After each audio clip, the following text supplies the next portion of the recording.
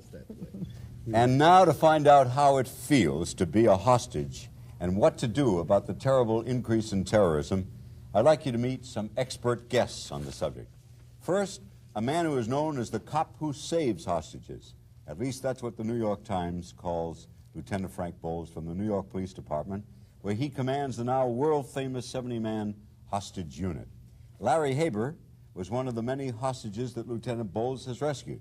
Mr. Haber is a bank officer. He was once held at a Bankers Trust branch in New York City for 8.5 hours by a drifter who demanded $10 million in gold and the release of Patty Hearst. Anthony Cooper is director of the National Advisory Task Force on Disorders and Terrorism in the United States. Professor Cooper teaches law at the American University in Washington, D.C. One of history's most dramatic terrorist cases was the adventure at Entebbe, Uganda, where our next guest, Julie Hostin, a travel consultant, was held for 5 days by PLO terrorists and by Idi Amin's troops. Bernard Simon was one of 123 hostages held for a chilling 38 hours by the Hanafi Muslims at the B'nai B'rith building in Washington, D.C., where Mr. Simon works as public relations director. Final guest, Los Angeles psychiatrist Dr. Frederick Hacker is an expert on terrorism. Dr. Hacker negotiated with terrorists in Vienna, Austria, as far back as 1973. He is the author of Crusaders, Criminals, and Crazies. What is it like? What is the emotional feeling of being held a hostage, on the plane at Entebbe? I think in 5 days you have to think about a lot of things, but you feel three main feelings. One is total despair that you'll just never get out, that you'll be killed, or that you're going to be there for a very long time. Then you feel, this is not happening to me. Why me? This is a fantasy.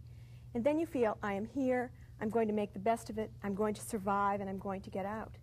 And it just goes in cycles. And you have to deal with it, and on different levels. Do you agree, Mr. Simon? I had much the same reaction. And I don't think our experiences were completely similar. In our case, we were required during those 38 hours. You were in the B'nai B'rith building. In the B'nai B'rith building to be completely silent, so that the best you could do would be to whisper to the person next to you. We didn't know why we were being held for most of the time. What's your first emotional reaction as somebody burst into your office? Shock. What happened? What is this all about?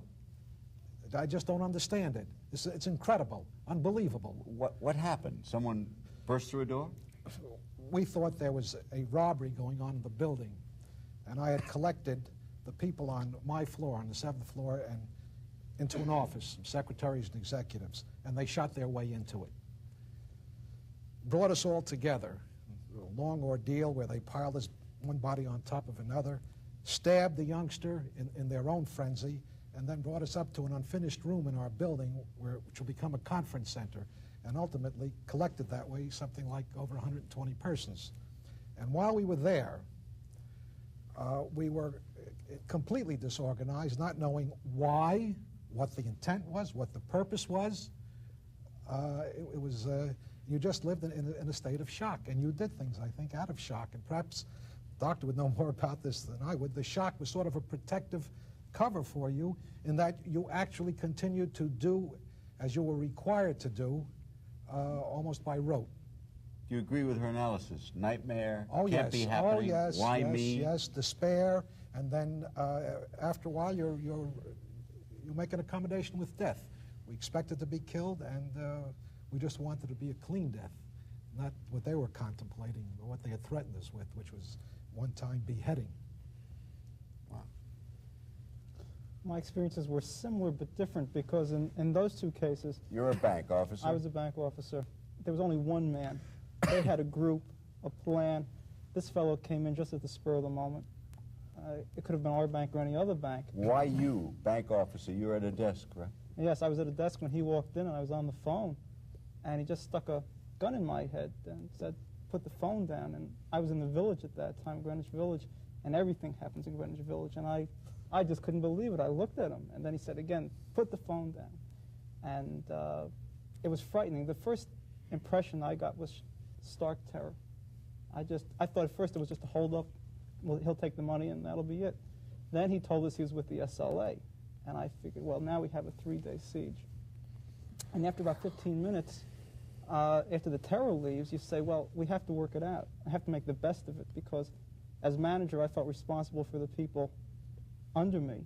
And then you do have a fantasy. It can't be happening to me. You're just looking at it from a distance. But I think because I felt responsibility, my mind was clearer than if I hadn't had responsibility. And also I was talking to Lieutenant Bowles over the telephone during this whole thing. And so I had a grasp on reality with Frank, while at Entebbe, there was just nobody. There were just enemies. In Washington, you're up 100 feet above the ground. You didn't really see the police, but I saw Frank's face with his baseball cap right in front of me, and that helped a lot. And you do make an accommodation with death.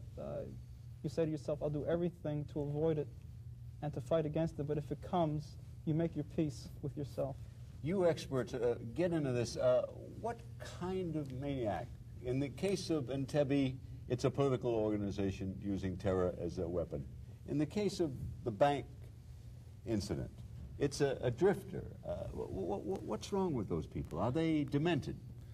Well, these people that talked as if they had read my book, where I tried to make that distinction between crusaders, that are the political offenders, criminals that do that out of, for money gain, and then those mentally disturbed, emotionally disturbed people that I called crazy in order to bring it in line with the criminals and the crusaders. And there are these 3 different types, but all kinds of mixtures between them. But I think it's wonderful, and I want to congratulate you that this is finally a show that is hostage-oriented.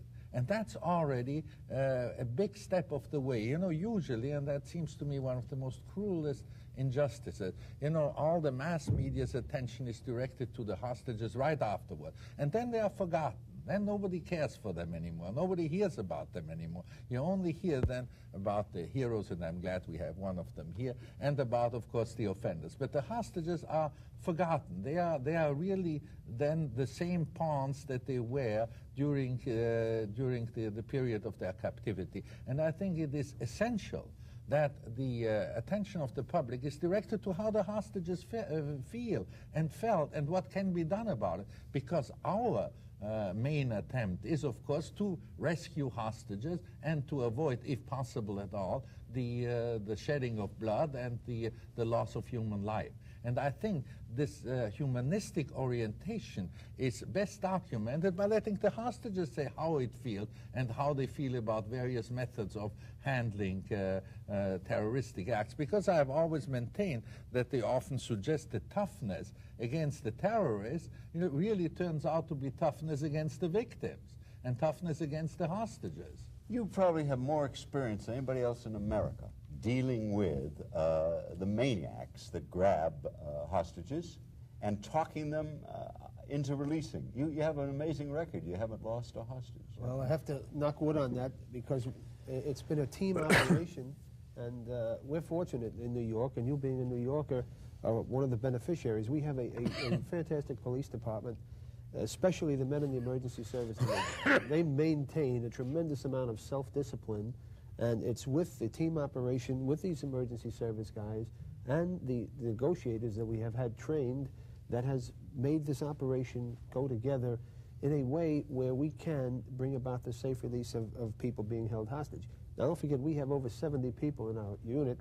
I do negotiate at quite a few because I'm the only full-time member, and I do monitor the radios, and I get there many times before some of the other people. But there have been many cases where other members of the unit have negotiated, but they don't always make the media. At 4 o'clock in the morning in the tenement in the Bronx, when the deadlines of the media are not really critical anymore. The 11 o'clock or the 10 o'clock news is over, and nobody's really hanging around. But the same drama, the same life and death drama is going on in the tenement in the Bronx, as went on with Larry down in Greenwich Village. And basically, I think it's the whole climate in the New York City Police Department from the police commissioner, Mike Card, all the way down, that permits this to function. What about the people who seize hostages? Can you generalize about the many that you've had to deal with? Are they I think demented? No, you can't say they're demented. I think the doctor will agree that they are inadequate personalities. To some degree, there's some inadequacy in what they're doing, whether they be terrorists, whether they be what we might call, as the doctor called them, crazies. I don't know we call them crazies, but people who are lacking something. One psychiatrist I read called them loners and losers. Basically, Looking for that moment in the sun. Pay attention to me, world. Dr. Except for crusaders that are very often, let's say PLO and so on, and those that we saw in Europe, they are very often like soldiers. And they are not at all the type of inadequate loser and loner type with a lot of emotional problems that we... Right, but and I'm not trying to say that they don't have inadequacies, but who doesn't? Accepting those but they- people who become terrorists for a cause, PLO, Free Puerto Rico, or whatever. The average man is a lost mentality. Absolutely. He's a deranged. David's description exactly fit mine. He was a loner, a loser. He didn't know why he came in there. He made up a story.